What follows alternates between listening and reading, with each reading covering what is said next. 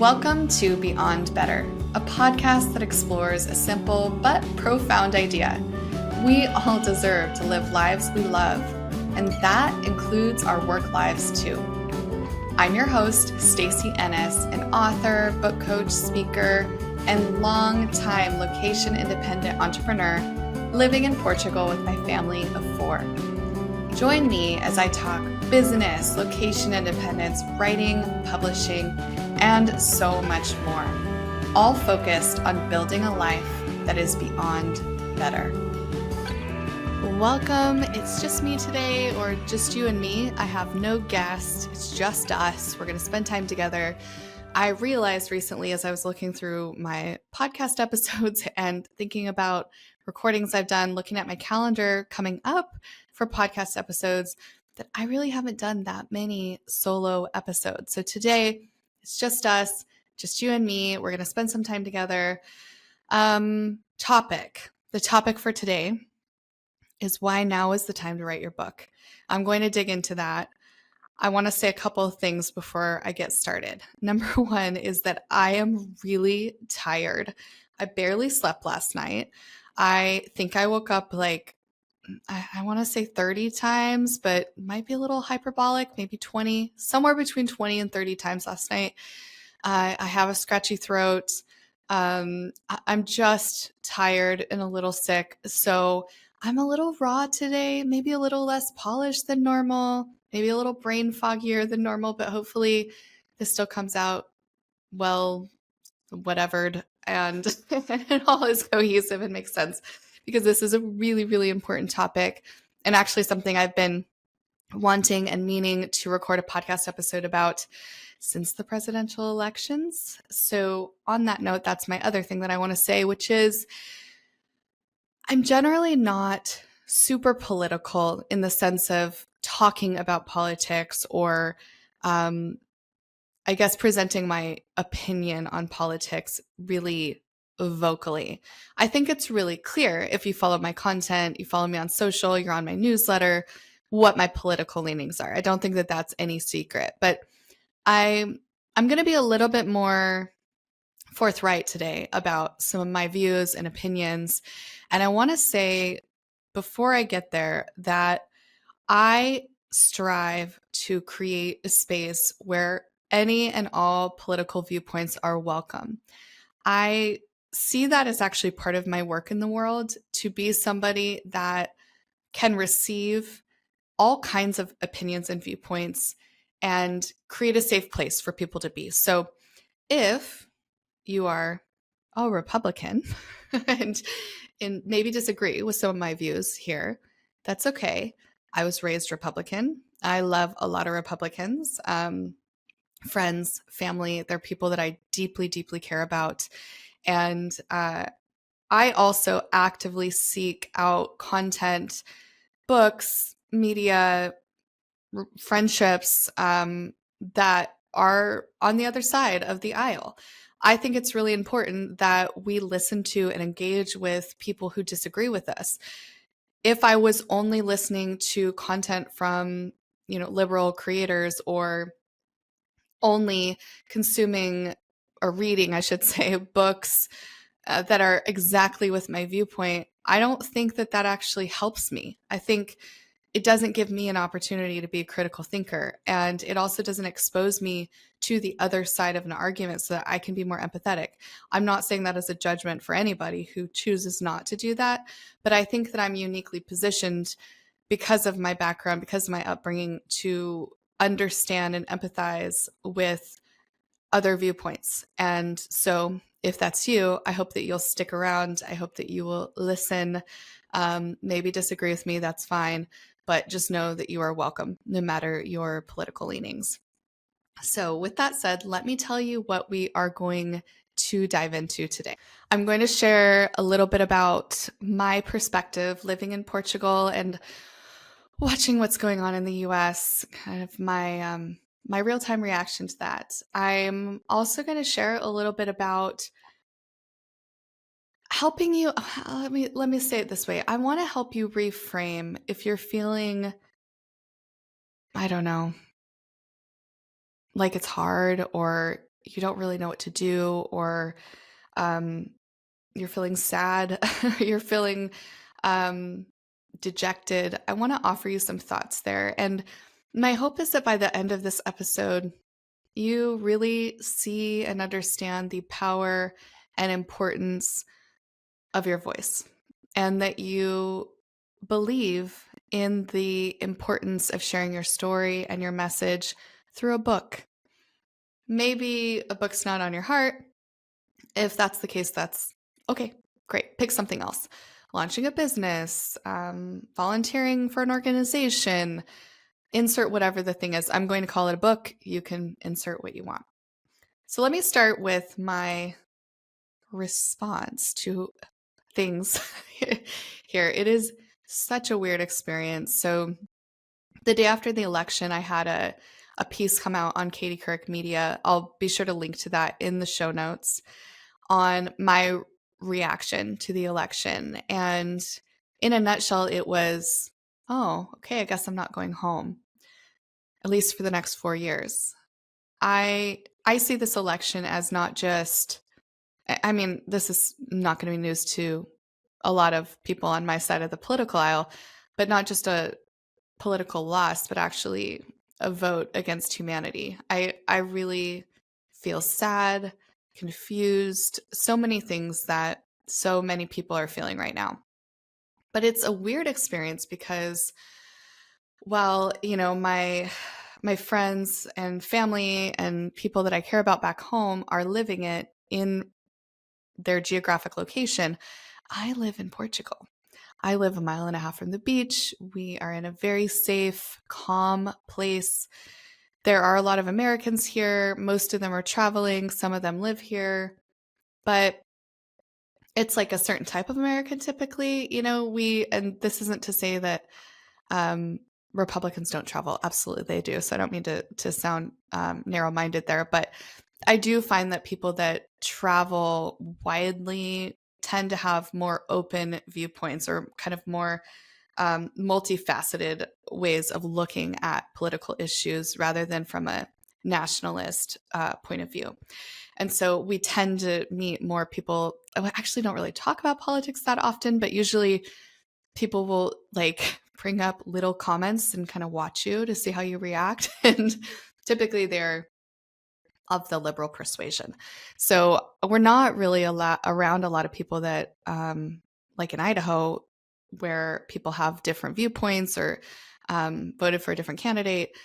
So there's that. But also, certainly, I don't feel things as strongly as y'all in the US are feeling it. I'm not there. I'm not concerned for the ramifications of some of the presidential actions. Those are things that I don't really have to worry about, except as really a taxpayer. And the fact that I don't have citizenship here in Portugal. I will tell you, on the ground, I haven't received a lot from non-Americans negativity. I have received a lot of empathy from them. I've been really surprised actually at how many Europeans like Trump and seem to see him as somebody who is going to bring about change. This was pre-election. I haven't really had these conversations as much recently, but I was really surprised because these were conversations with people that ideologically I align with on a lot of other things. So it's very interesting that the world perception is not necessarily the same as maybe what you think it is when you live in the US. So that's been really interesting. But one thing that's been a little troubling is that there have been some reports, well, I should say one report of some like kind of bullying slash harassment at a school by a non-American child to an American child. I heard about that firsthand from the person that experienced this, um, making fun of them because of Trump. And so I don't know if that's going to continue or if it's going to increase, but that was a little disturbing for me as a parent, that we're here as immigrant, maybe isn't the exact right word, but practically, we immigrated over here.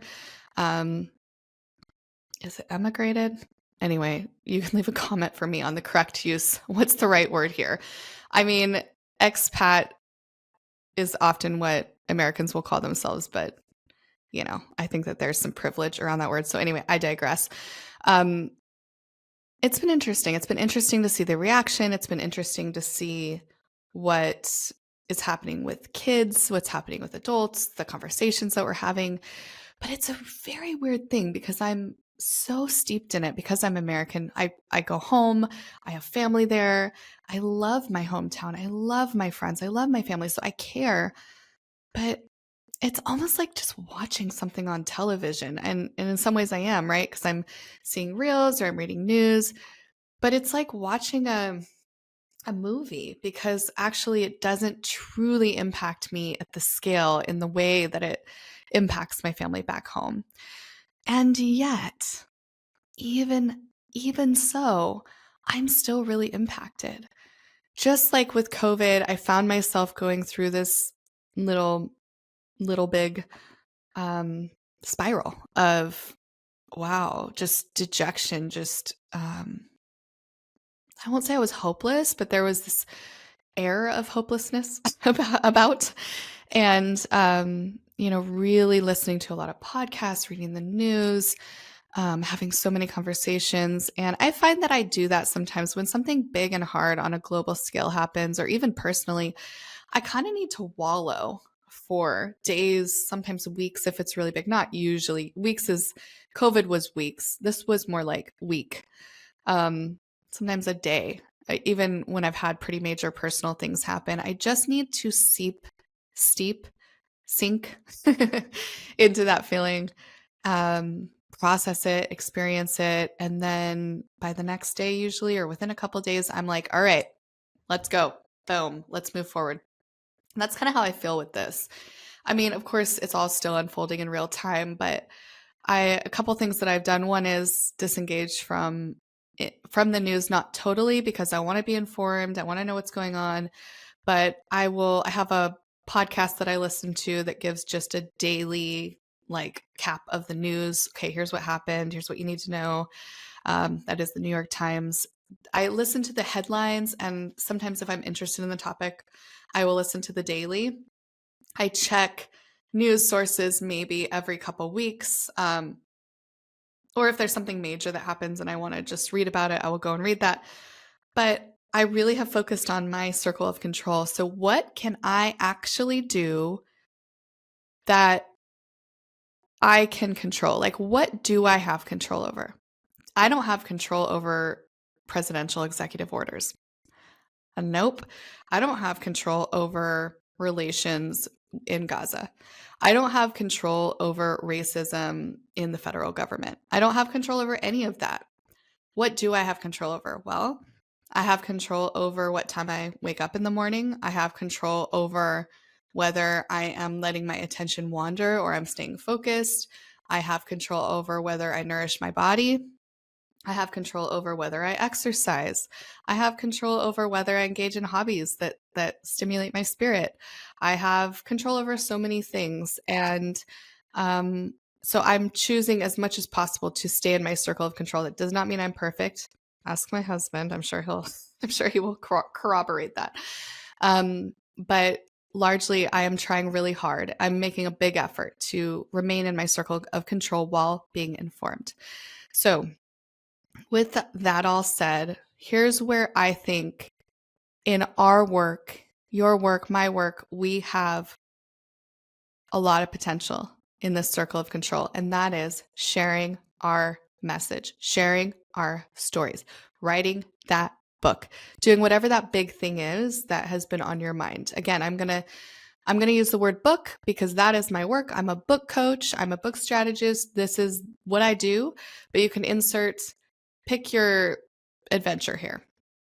So, what I'm suggesting is rather than feeling hopeless or distracted or going down those rabbit holes or throwing your hands up or disengaging completely, but in a way that's not helpful, what if you choose to lean in? What if you choose to make now the time to focus? Rather than feeling like it's all too big and your voice doesn't matter, what if you remember that change starts at home? What if you lean in? What if you do that thing? What if you write that book? And what if you think about your small impact as having a ripple effect? Because it does. And I have seen this over and over and over and over and over again in the work that I do. I want you to just take a moment, do a little thought experiment right now about a book that has impacted you in your life.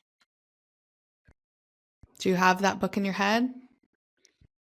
For me, there are a couple that come to mind. One is The Little Prince. I've always loved that book. I think it's so deep and it has so much to offer. And The House on Mango Street by Sandra Cisneros.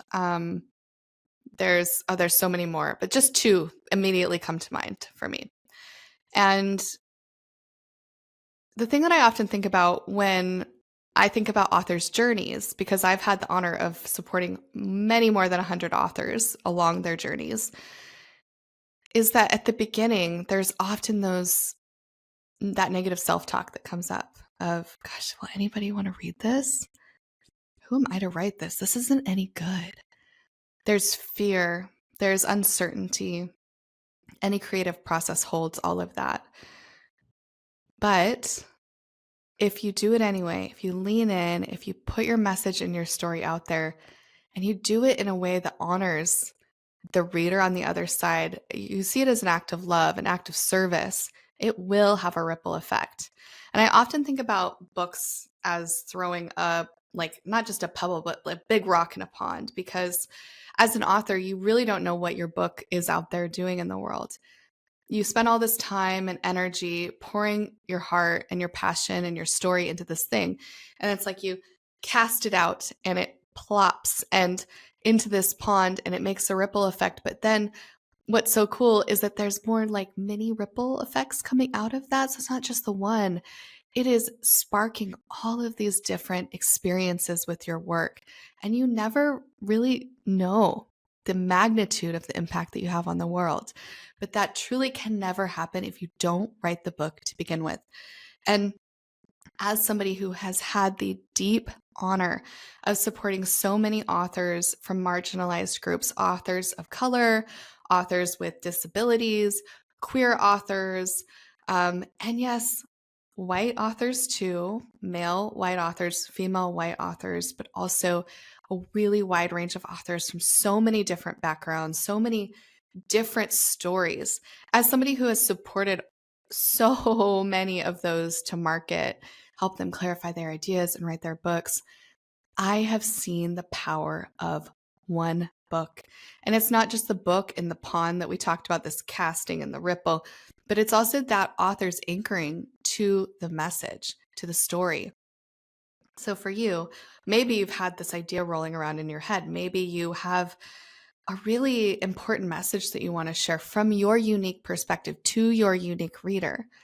And the process of clarifying that, of that deep introspection that comes from writing your book, of the challenge of putting that onto a page that can, in a way that connects with someone else, the experience of refining that into something that's publishable, that creates a level of confidence and clarity that is unmatched from my experience. I have yet to see anything else in the world, anything that comes even within like smelling distance. Is that a saying? Within whatever, shouting distance of writing a book. It is truly one of the most transformative journeys, not just for your reader, which is what we would hope, but for yourself as well. There are a few things that I hear from authors when they're debating whether to take a step toward crafting their books, toward writing them, toward sharing their message. And I gathered 3 of them that I want to share with you that I think are really important right now. If you are somebody who has a book idea, but maybe you're like, gosh, there is so much going on in the world. What is the point? What is the point? Well, the point is that you can have an impact. Your book can have an impact. You showing up, you focusing on local change within your unique reader group can create that ripple effect. It matters. It matters so, so much. Let me walk you through 3 things that I hear all the time. Maybe not every day, but certainly every week. And I want to help you think about how to reframe this. And if that book journey is something that you want to take, hopefully these will help anchor you in this journey to help you say yes, to help you take that step. The first one is, who am I to write a book? Who am I? Who am I? It's this idea of, gosh, like, it's just me. Who wants to read what I have to write? You're somebody with a unique story and message and mission who can reach a unique reader who is waiting for your message. Let me read you a quote you've probably heard before, but I love it so much. And you can replace, it's going to mention God, replace it with whatever your spiritual practice is.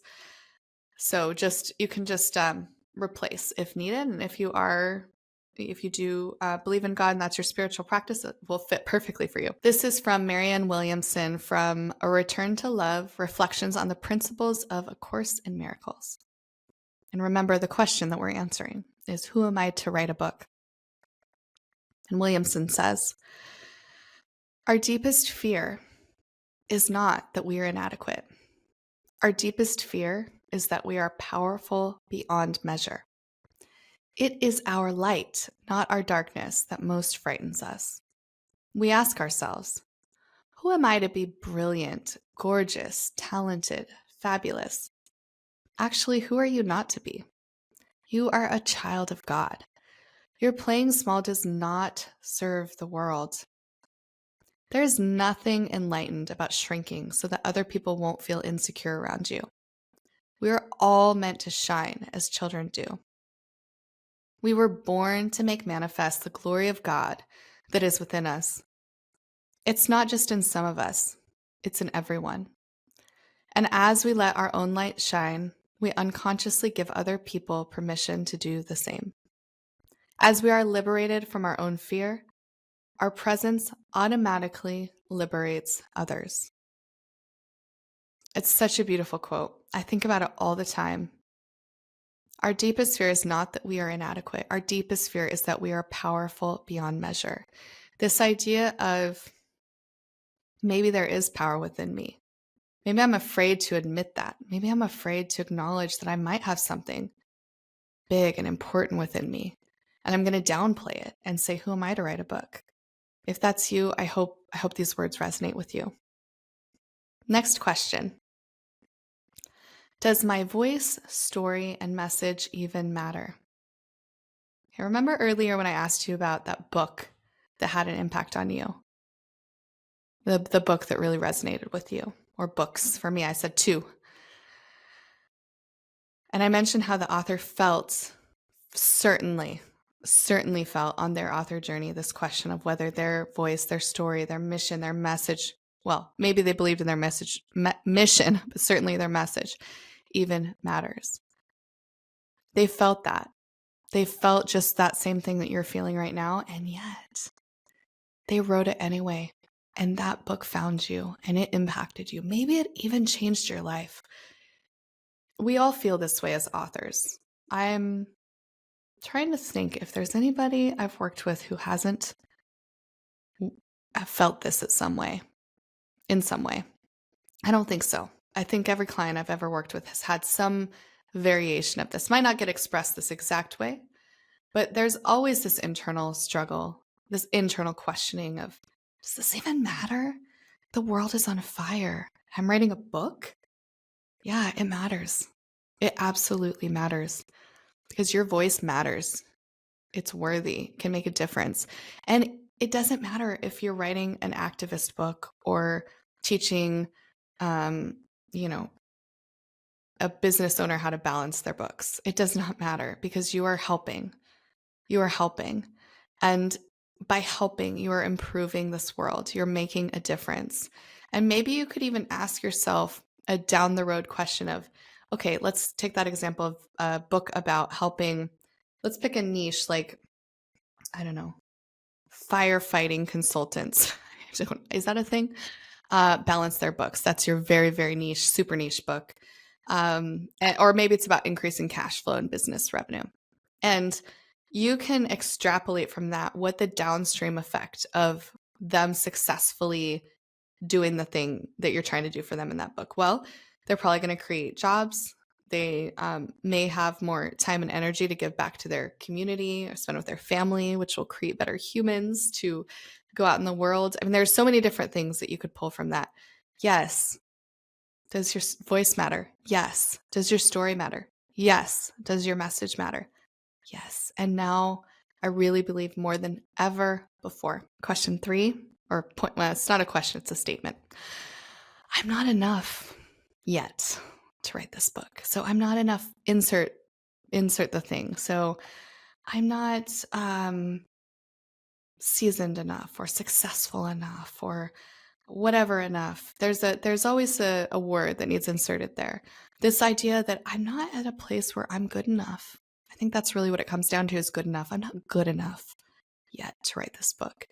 And there's always, at least in my conversations, this assumption that eventually you will be good enough. But the problem is that can just keeps getting kicked down the road, because when you get to the place where you think that you're enough, you realize that there's a lot more to go. And then that self-confidence never just magically appears. The truth about great books is that oftentimes the people that are at the very, very, very top of whatever it is, their industry, their profession, they're so disconnected from the earlier stage that it's really hard for them to speak to them in a real way.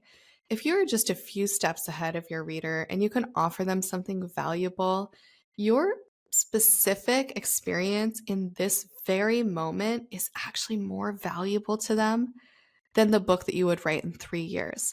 Still write that book in 3 years, please. I hope that you not just write one book, but you write many books.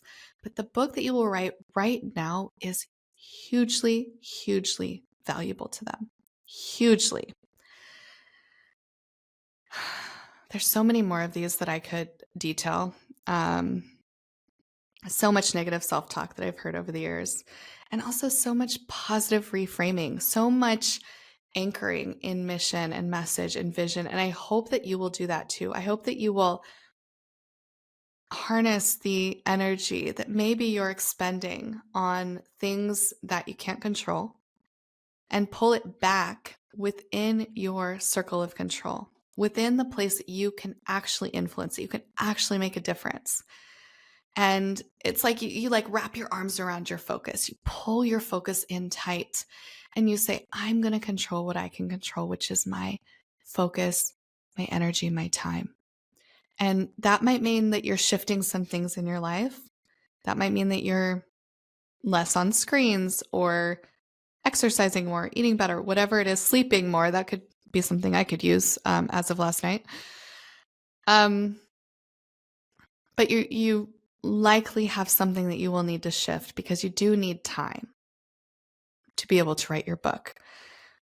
But let me just say that a lot of times when people want to do something big like write a book, they think that they have to hit this really, really high bar. So if you're trying to focus in the circle of control and you want to take back control of your time, you might think, well, I need 2 hours a day to write this book. But that's such a high bar that you're probably going to miss that if you try to run out of the gate tomorrow and put 2 hours into your book. There's a lot of reasons I wouldn't do that, but just I'm going to set aside the reasons. You're probably not going to be as successful if you try tomorrow to start a 2-hour a day habit, even an hour a day habit. So I usually recommend a graduated, like a walk up to those higher intensity focus periods. So here's my challenge for you today. If you are still listening to this episode, hello, I'm glad to be friends with you, first of all. But second of all, if you are still listening to this episode, here's my challenge for you. All right. So my challenge is that you spend 5 minutes. That's it. That's a pretty easy bar to reach, right? But that's 5 minutes you're taking away from another thing that is pulling your attention. 5 minutes writing. I don't care what you write about. I don't care if it's free flow writing. I don't care if it's on a prompt that you find, if it's on your book, if it's something that you, like an article that you will post, if it's, I don't even know, like just a journal entry. I really don't care what that is, but just 5 minutes this week for 7 days. If you do that and you're still listening to this, drop me a note at hello@stacyennis.com. I will send you my book writing and editing checklist. They're normally $7 to purchase, but I will gift that to you. And it's obviously an honor system. So send me a note, hello@stacyennis.com. Say, I wrote for 7 days. Tell me how it went, and I will gift that to you because I want to support your success. I want to support your journey as an author to bring you back into that circle of control, to put the heart, the energy, the time into this book that we both know you need to write. Like, let's not pretend. This book needs to happen. And I really hope that you will make this a reality in 2025. You're the change. You are the change. Reading the news does not change anything. It's important to be informed, I know. But reading the news doesn't change anything. Looking at Instagram reels and being scared about the state of things does not change anything. You are the change. Your voice matters. Your story matters. Your story. And your book is waiting. It's like it's in you. It's just waiting to be let out. So I really, really hope that you will write it, that you will be part of just a flood of voices to market that are creating good in the world, because that's what I believe in. That's the work that I am honored and privileged to get to do every single day with the authors that I get to work with. That's it. That's it for me this week. Thank you for joining me. I always love to hear from you and just to know your reaction, your reflection. You can leave a comment on this episode. You can reach out to me at hello@stacyennis.com. I want to thank, as always, Rita Dominguez for her production of this podcast. I know I say this every week, but y'all, this would not even be a thing. This podcast would not exist. Well, okay, it would exist, but it wouldn't be nearly as good as it is without Rita. She does all the editing. She posts things. She creates our YouTube, like uploads the videos to YouTube. She's awesome. So thank you always to Rita for her production of this podcast. And if you're still listening, if you believe in the mission of living a life that is beyond better, I would be so appreciative if you would take a moment to rate and review this podcast. Ideally 5 stars. It helps me reach more listeners with the message of living a life that is beyond better. And I will be back with you before you know it.